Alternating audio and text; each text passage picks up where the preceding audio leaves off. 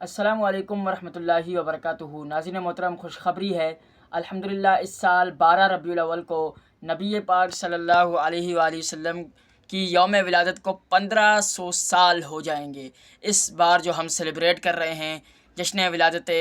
سرکار، وہ 1500 سالہ ہے۔ تو الحمدللہ اس بار ہمیں چاہیے کہ کچھ نیا کریں، اور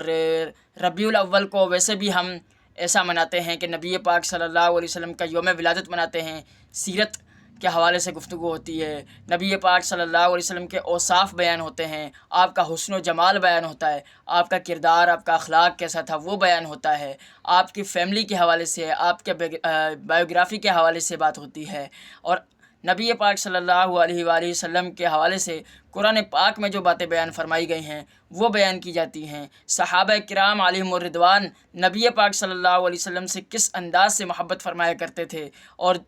عشق رسول میں ڈوب کر وہ نبی پاک صلی اللہ علیہ وسلم سے کس انداز سے محبت فرمایا کرتے تھے، اس کو ہم ڈسکس کیا کرتے ہیں، اور جھنڈے لگایا کرتے ہیں،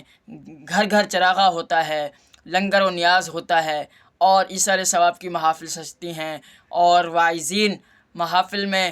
مولود پڑھتے ہیں، نبی پاک صلی اللہ علیہ وسلم کا یوم ولادت منایا جاتا ہے۔ اور صبح بہاراں، یہ وہ گھڑی ہے صبح صادق کی جب نبی پاک صلی اللہ علیہ وسلم دنیا میں جلوہ افروز ہوئے، تو اس وقت کھڑے ہو کر حضور کی بارگاہ میں نذرانہ عقیدت، سلام عقیدت پیش کیا جاتا ہے۔ تو ہمیں چاہیے کہ اس سال بھی ہم اس کو بڑے پیمانے پر منائیں، گلی گلی، نگر نگر، کریا کریا، گاؤں گاؤں، بستی بستی اس کو ہم عام کریں، اور نبی پاک صلی اللہ علیہ وسلم کی سیرت پر جو مختلف کتابیں ہیں جیسے سیرت مصطفیٰ ہو گئی، اسے پڑھیں، اور سیرت کے متعلق جتنی بھی کتابیں ہیں جو اردو میں دستیاب ہوں، یا حسب استطاعت جو جس طرح کی کتاب پڑھ سکتا ہے علماء اہل سنت کی، وہ پڑھیں، اور نبی پاک صلی اللہ علیہ وسلم کی جو مکی زندگی ہے اسے پڑھیں، مدنی زندگی ہے اسے پڑھیں، واقعہ معراج پڑھیں، اور اللہ پاک نے آپ کو جو اوصاف عطا فرمائے تھے، اخلاق حسنہ عطا فرمائے تھے، خلق عظیم عطا فرمایا تھا، اس حوالے سے پڑھیں گے تو آپ کا ایمان تازہ ہوگا۔ ہر بار ہم لوگ ولادت کا واقعہ پڑھتے ہیں، ایمان تازہ ہوا کرتا ہے۔ حضرت آمنہ رضی اللہ عنہا نے ولادت کی رات جو عجائبات دیکھے،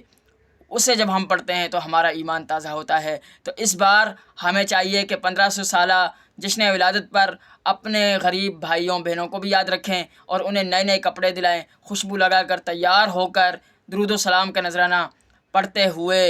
جشن ولادت کے جلوس میں شامل ہو جائیے۔ صلو علی الحبیب صلی اللہ علیہ محمد صلی اللہ علیہ وآلہ وسلم۔